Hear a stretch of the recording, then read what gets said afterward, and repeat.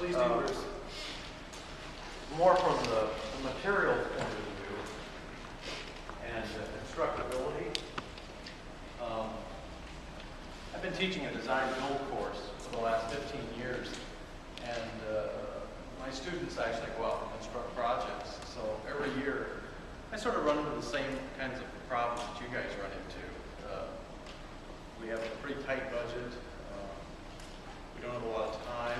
It has to be done by a deadline, and the weather never cooperates. So there's a real tendency to want to look for shortcuts.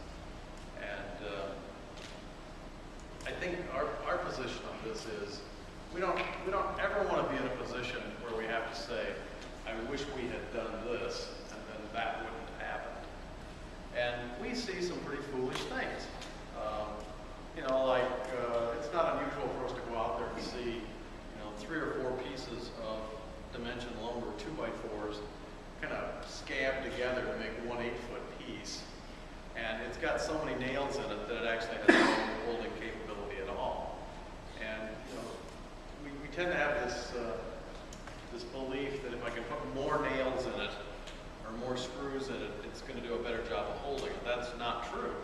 If you look at any of the standard building codes, they're very specific about how many nails or screws you can use, because after a certain point, you've just destroyed the structural integrity of the materials. So these are not rocket science. A lot of common sense will take you a long ways.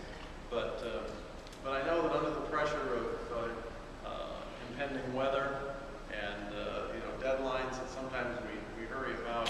So my recommendations would be this. First of all, be very honest with yourselves in terms of what you can get done. So you're not faced with, I've got 5 days worth of work and 5 hours in which to do it. That never works. So just be fair in your appraisal of what your team can do. Be fair in your appraisal of what materials you have available, because you can use previously used materials. But take a good inventory of that and decide what you're going to have to buy new, and don't force yourself to use something that's been previously used but really isn't going to work appropriately in that location. So just think those things through. And like Brian, I'm available to look at stuff. My office is over in the College of Design, and I'd be happy to talk with you about some of your design ideas.